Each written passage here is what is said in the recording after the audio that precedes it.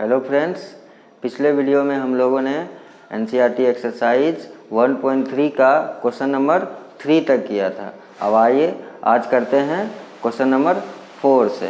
Question number 4 क्या है? Express 0.99 dot in the form P by Q.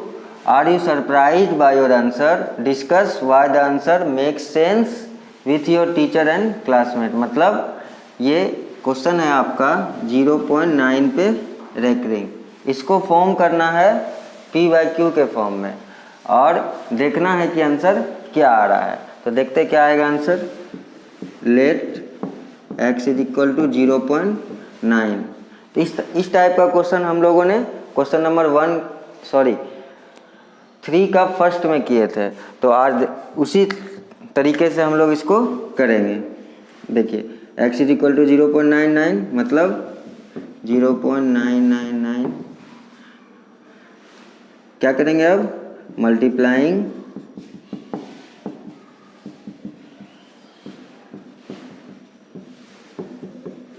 Both side by 0.10। क्या करेंगे? दोनों पार्ट में LHS और RHS में 10 से मल्टीप्लाई। तो ये पार्ट क्या हो जाएगा?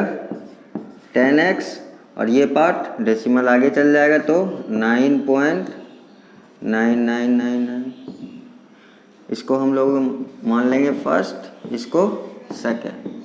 अब क्या करेंगे अगले स्टेप में? Subtract 1 from 2।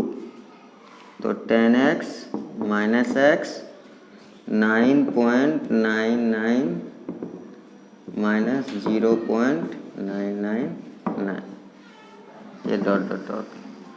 तो 9x 9 minus 0 9 x is equal to 9/9 क्या आ गया? 1। तो क्या देखा हम लोगों ने? 0.999 किसमें पी बाई क्यू के फॉर्म में क्या आ गया? 1। ऐसा आम लाइफ में भी होता है, लगभग 0.9 के को हम लोग 1 मान लेते हैं। तो ये डिस्कस करना है क्लासमेट और टीचर से, तो ऐसा क्यों हुआ? सच में सरप्राइज होंगे। 0.9 का वैल्यू क्या आ रहा है? 1 आ रहा है। तो किसी भी केस में जहाँ पे जैसे 1.9 है तो उसको हम लोग सपोज कर लेते हैं 2 के। एक तरह से बच्चे में हम लोग पढ़े थे राउंडिंग ऑफ द नंबर, उस टाइप का क्वेश्चन है। आइए अब 5 नंबर क्वेश्चन को देखते हैं। What can be the maximum number of digit, be it in the recurring block of digit in the decimal expansion of 1/17? Perform the division to check your answer। मतलब 1/17, 1 में 17 को divide देने पे क्या कितने दूर तक रेकरिंग ब्लॉक आएगा वो हम लोग को डिवीजन करके दे। आइए डिवीजन परफॉर्म करते हैं। 1 जो है 17 से छोटा है तो पॉइंट डालेंगे यहाँ पे 0। अभी भी छोटा है तो पॉइंट सिर्फ एक 0 का गारंटी लेता है, तो एक 0 और चाहिए तो उसके लिए यहाँ पे 0 देना पड़ेगा। अब हो गया मेरा। अब डिवाइड कर सकते हैं तो 17 5 जा 85, 15 बच गया। फिर से पॉइंट एक 0 का गारंटी दे देता है। 17 8 जा 136। फिर 8 बार में एक बार और लग जाएगा।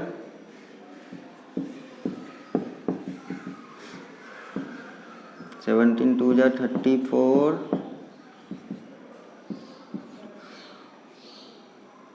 अब कितने बार में?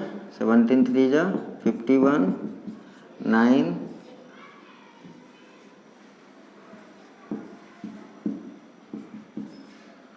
फिर से 0 17 2 जा 34 6 17 3 जा 51 9। अब यहाँ करते हैं हम लोग 90 17 5 जा 85 5 17 2 जा 34 6 17 9 जा 153 7 और फिर यहाँ लिखते हैं 17 4 जा 68 2 17 1 जा 17 3, अब फिर एक बार में लगेगा 17 1 जा 17, अब कितना बच गया 13, एक स्टेप और ले लेते हैं यहाँ से 13 17 7 जा 119, कितना आ गया 9 1 10, 17 6 जा 102, 8, कितना बच गया 80, 17 4 जा 68,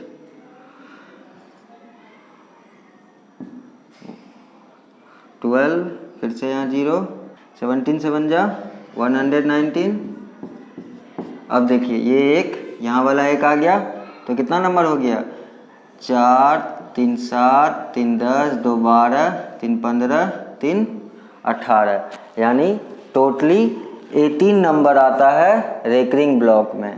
तो क्या आंसर हो जाएगा इसका कि 1/17 में जब हम डिवीजन परफॉर्म करेंगे तो रेकरिंग ब्लॉक कितना रहेगा, number of digit in recurring block 18। छठे क्वेश्चन पे look at several example of rational number in the form p by q where p and q are integers with no common factor other than 1 and having terminating decimal representation expansion, can you guess what property q must satisfy? q का क्या property होगा वो मैंने पिछले video में भी बताया है। जब मैंने रियल नंबर का इंट्रोडक्शन दिया था तो q टर्मिनेटिंग का क्या प्रॉपर्टी होता है वो मैंने बताया था कि डिनोमिनेटर या तो 2 का फैक्टर होना चाहिए या तो 5 का फैक्टर होना चाहिए या दोनों का होना चाहिए, मतलब सिर्फ और सिर्फ उसी तीनों का होना चाहिए, तभी वो टर्मिनेटिंग डेसिमल होगा। तो ले लेते हैं कुछ एग्जांपल ही ले लेते हैं, जैसे कि 7/2। 7/2 देखिए वही क्वेश्चन के अकॉर्डिंग ये सेटिस्फाई कर रहा है। p और q का कोई अदर फैक्टर नहीं है 1 के अलावा। 7 का क्या फैक्टर होगा 1 और 7, और 2 का 1 और 2। तो क्या देख रहे हैं दोनों का कॉमन फैक्टर 1 के अलावा कोई है नहीं है। अब इसको डिवाइड करते हैं 2, अब इसको डिवाइड करते हैं 2 3 जा 6, क्या बचा 1 1 0 2 5 जा 10, क्या निकल गया टर्मिनेटिंग डेसिमल निकल गया 3.5। कुछ और एग्जांपल देखते हैं 3/5, दोनों का कॉमन फैक्टर 1 के अलावा कोई नहीं है, और 5 को जब डिवाइड करेंगे 3 से तो 0.056 जा 30, ये भी टर्मिनेटिंग आ गया। और कुछ एग्जांपल लेते हैं 4/5 या 25, तो 25 को डिवाइड करेंगे 4 से 0.25 1 जा 25, 5 3 2 1 25 6 जा 150, यहाँ भी टर्मिनेटिंग डेसिमल आ गया, अंदर क्या है 0.16। और कुछ एग्जांपल लेते हैं तो 3/16, 16 को डिवाइड करते हैं 3 से 60 1 जा 16, कितना बचा 4 1 16 8 जा 128,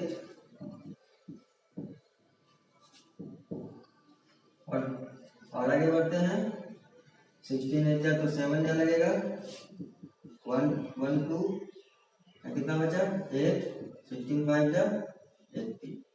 अब क्या देख रहे हैं ये भी टर्मिनेटिंग, तो क्या निष्कर्ष निकला इसका कि Q का जो प्रॉपर्टी होना चाहिए Q must satisfy that Q have no other factor than 2 or 5 or 2 or 5 both। क्या लिखेंगे therefore we can conclude the property which Q must satisfy in P by Q, so the rational number P by Q is a terminating decimal is that Q must have property of 2 5 or both।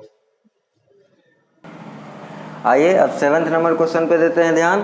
Right 3 numbers whose decimal expansions are non terminating and non recurring. Non terminating and non recurring decimals are called irrational number. तो irrational number का हम लोग को example लिखना है। तो देखिए कोई भी नंबर लिख सकते हैं, 0.3, 4, 5, 6, 7, सिर्फ रिपीट नहीं होना चाहिए और कंप्लीट नहीं होना चाहिए, डॉट डॉट दे दिए। फिर कोई भी दूसरा नंबर 2, 4, 3, 7, 9, 9, 8, 7, बार बार रिपीट नहीं होना चाहिए बस। और कोई भी नंबर 3, 4, 5, 7, 9, कोई भी एग्जाम्पल आप लोग ले सकते हैं जो कि रिपीट नहीं हो। आइए 8 नंबर करते हैं अब। Find 3 different irrational numbers between the rational number 5/7 and 9/11। मतलब 5/7 और 9/11 के बीच में हम लोगों को 3 इरेशनल नंबर लिखना है। तो सबसे पहले इसको हम लोग डेसिमल एक्सपेंशन में कर देंगे। तो 7, 5, दोनों को देख के ऐसा लग रहा है कि दोनों टर्मिनेटिंग नहीं होगा। तो 7 7 जा 49, 1, 7 1 जा 7, 3, 7 4 जा 28। ज़्यादा नहीं, 3 डेसिमल तक ही हम लोग को जाना है। ये रिपीटिंग ज़रूर होगा क्योंकि इसको रेशनल नंबर बताया गया है। और 11 को 9 से डिवाइड करेंगे तो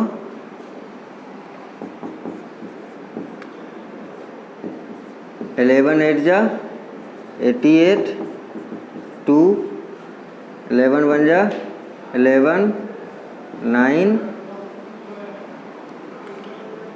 11 8 जा 88। रिपीट करने लगा तो इसमें ज़्यादा दूर तक नहीं जाना है। तो कौन सा 2 नंबर निकला हम लोगों को? 0.714 और 0.8181। तो इसके बीच में 3 इरेशनल नंबर लिखना है। तो क्या लिख देंगे? इससे बड़ा होना चाहिए और इससे छोटा होना चाहिए। तो 0.7200730004 कोई भी बड़ा नंबर हम लोग लिख सकते हैं। 0. इससे छोटा होना चाहिए बस और इससे बड़ा होना चाहिए। तो 7400707 कुछ भी 3 नंबर हम लोग लिख सकते हैं। तो बहुत ही ईजी क्वेश्चन है, इसमें ज़्यादा दिमाग नहीं लगाना है। आइए लास्ट क्वेश्चन अब करते हैं 1.3 का। Classify the following numbers as rational और इरेशनल। तो रेशनल नंबर क्या होता है? A number in the form p/q where p and q are integers and q not equal to 0। तो डेसिमल फॉर्म में मैंने पढ़ाया था कि टर्मिनेटिंग और नॉन टर्मिनेटिंग रिपीटिंग किस में आ जाता है? रेशनल नंबर में आ जाता है। और बाकी सारा इरेशनल।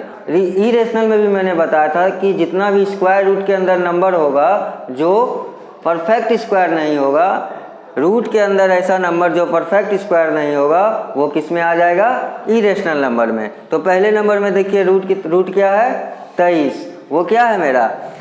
23 जो है वो परफेक्ट स्क्वायर नहीं है, तो वो क्या हो जाएगा? इरेशनल। तो पहला क्या होगा मेरा? इरेशनल। फिर दूसरा देखिए, दूसरा क्या है? Root under 2 to 5 225। 225 किसका स्क्वायर होता है? 15 का। तो उसका स्क्वायर निकल जाएगा 15। तो दूसरा क्या हो गया? Rational number. तीसरे पे ध्यान दीजिए, वो पूरी डेसिमल टर्मिनेटिंग दिख रहा है हम लोगों को 0.3796। तो टर्मिनेटिंग डेसिमल किस में आ जाता है? रेशनल नंबर में। तो तीसरा भी रेशनल नंबर।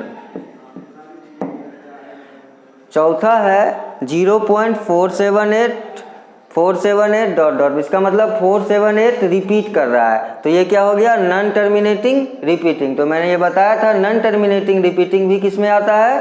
रेशनल नंबर में। तो चौथा भी हो गया रेशनल।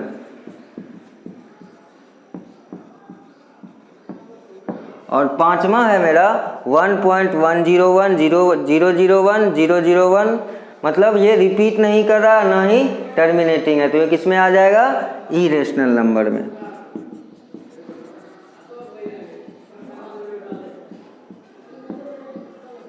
तो फ्रेंड्स, और ये एक्सरसाइज हम लोगों ने ख़त्म कर लिया। अब अगले वीडियो में हम लोग पढ़ेंगे 1.4 थैंक यू।